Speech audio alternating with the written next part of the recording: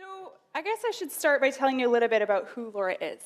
Well, she's a very passionate person, and she loves science very much and loves to talk about it all the time, much to her friends' dismay. And she's also a sailor, and she used to be the registrar of the UBC Sailing Club. So other things, she's a daughter, she's a sister to 3 big brothers. She's also an auntie to the cutest little niece ever. And she's bipolar. Bipolar is a brain disorder which causes unusual shifts in a person's mood, energy, or ability to function. It's unlike the normal ups and downs that people go through. The symptoms of bipolar are more severe. In the Diagnostic and Statistical Manual for Mental Disorders, it describes it in this way. Bipolar is the presence or history of 1 or more major depressive episodes present during the same 2-week period and represent a change from previous functioning.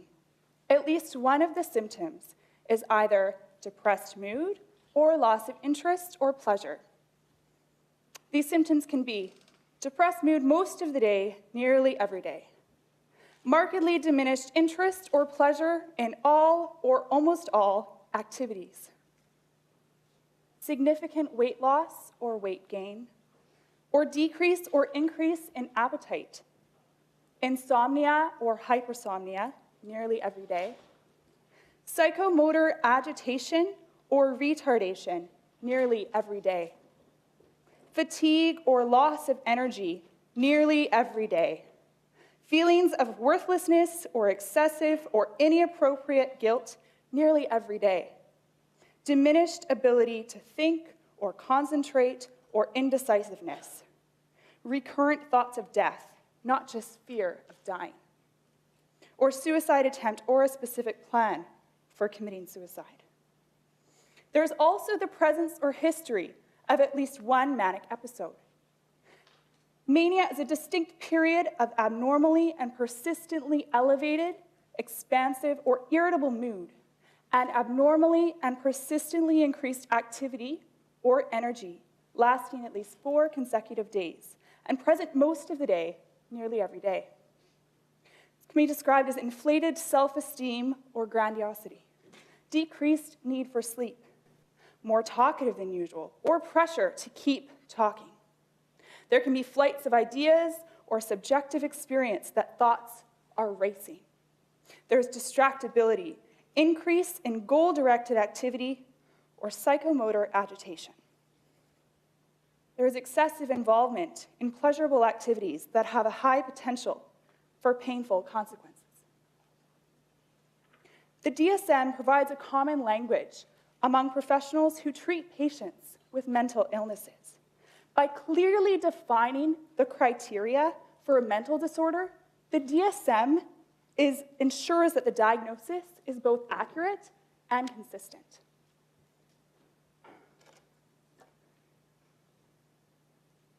Okay, enough of this bullshit. I'm going to be real with you. It's pretty obvious that I'm the crazy one here. My name is Laura, and I am living with bipolar. So I want to offer you today a bit of my story. I want to go beyond the traditional definitions and give you a bit more of the lived experience. Now, I must admit, sometimes it can be frustrating to explain bipolar to those who are not experienced in the same mental skillness as I have. But I'm going to try. So I also want to talk about language. And it's interesting because before I was ever diagnosed, I'd never read the DSM. I had no idea what criteria I was falling under. All I knew was that there were times where I was sad, and there were times where I was happy. And the times where I was sad or in depression, it was kind of like this winter state. It was like things were darker or colder. And times of mania are more like summer. There's high energy. Things are bright and fun. So I was about 16 when I first began to experience the inexplicable periods of sadness. There were no external reasons for me to feel this way. My mind simply placed me there in this depressed winter state. It wasn't until later on that I began to realize the manic summers, which were interesting. And so what I decided to do is I started to track my moods on a calendar. Each day, depending on if I was feeling, if I had higher energy or lower energy, I would place an arrow on that day. I started to notice that there would be persistent upward arrows indicating higher energy for about 2 weeks. And then there would be a shift into downward arrows, which would last for another 2 weeks. This was confusing for me. And it was unsettling for my mind, especially in the transition days, going from high to low. I felt out of control in these cycles that I was tossed into. It's scary, and I needed some relief. This is when I sought out a counselor at Langara College. In weekly cognitive therapy sessions, I was able to work through some of these ups and downs and highs and lows and whatever was going on. And I learned some really helpful tools for how to find balance. As a scientist, I find it very difficult to look at myself and not apply a formula. If I do this, this, and this, then I'll be happy. If I do this, this, and this, then I don't have to be sad anymore. But, I learned that wellness is more like art. And you have to be able to see the gray, and there's not always a right answer. So I'm going to read to you a bit from my journal. Because after I saw a counselor for a while, I also realized that medication could be a helpful tool for me. And so I went to see a psychiatrist. Ooh. And it was kind of scary. Sitting there wondering, okay, am I going to come out with a Laura / bipolar, Laura / crazy person? I don't know. But it wasn't totally that way. So I started to see a psychiatrist, and then I went for my second psychiatric assessment at UBC.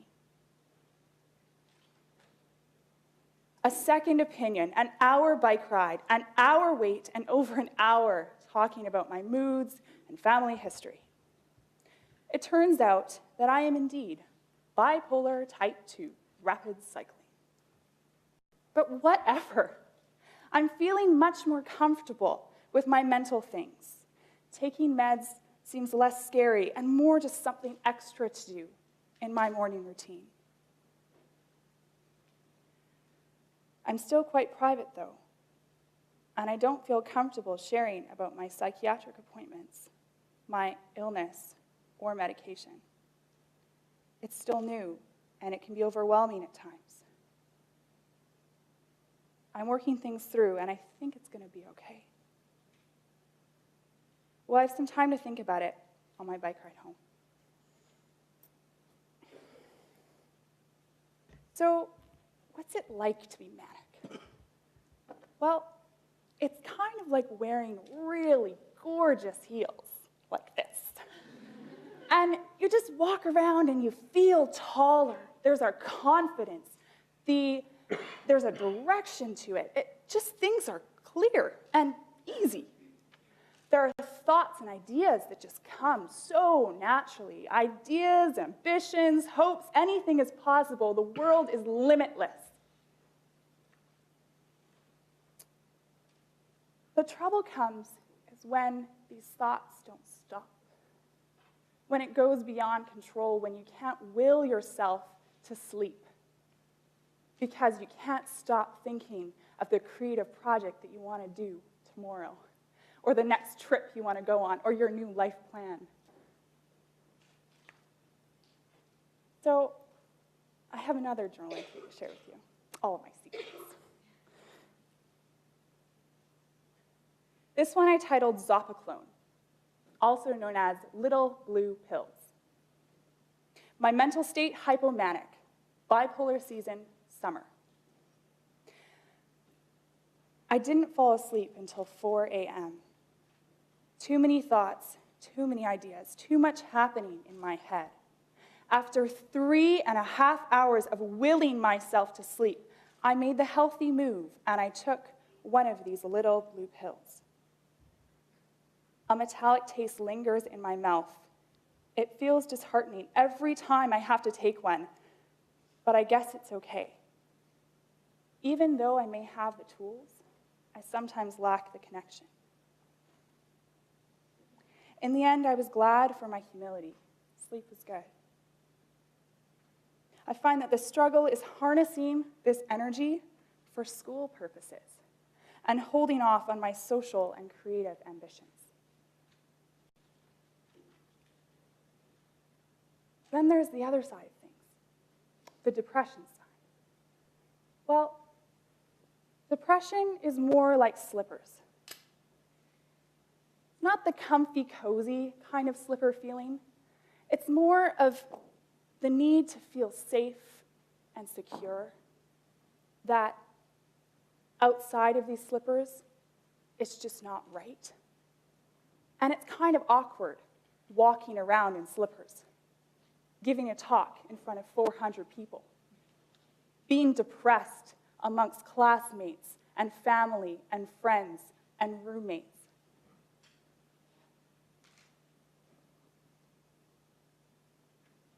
And with depression, there's also comes these kind of winter glasses where things just seem darker. It's out of focus. The lenses are distorted, and it's difficult to see farther ahead. So bipolar is kind of like wearing the depressed slipper on one foot and a hypomanic heel on the other. This is such a contrast.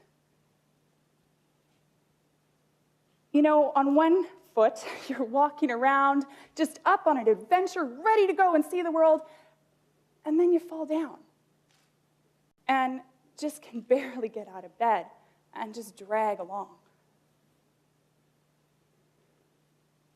But you know, I live like this. Somehow, each day, I live like this.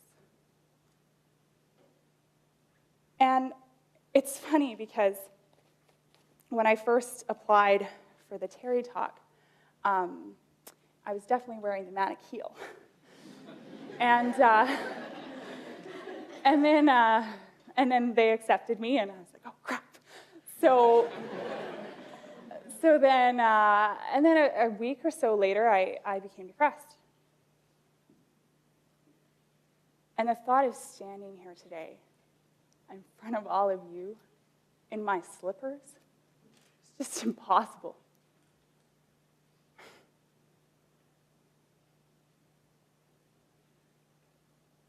So, how does this fit in relationships? As I said before, sometimes it can be frustrating to try to explain my moods to those who haven't experienced this, who aren't mentally skilled. And yet, I really do want to try. I really do want to start talking about these things, because even in just the title of this talk, you wouldn't believe how many conversations have been started which never would have happened. And that's a beautiful thing, because when we start talking about this stuff, it becomes okay. So as I walk around campus, I'm a biology student in my 5th year, and I'm just savoring the last little bit that I've got. And I have classes over in Buchanan and in forestry and all over campus. And so I see the slogan that is everywhere, which says that UBC is a place of mind. So it causes me to question, what kind of mind is this? Is it an open mind? Is it a healthy mind? Is this a place where my mentally ill mind can be? I wonder, after this, are you going to call me Laura, or are you going to call me bipolar? Tell me, is this okay, or do I have to hide? Thank you.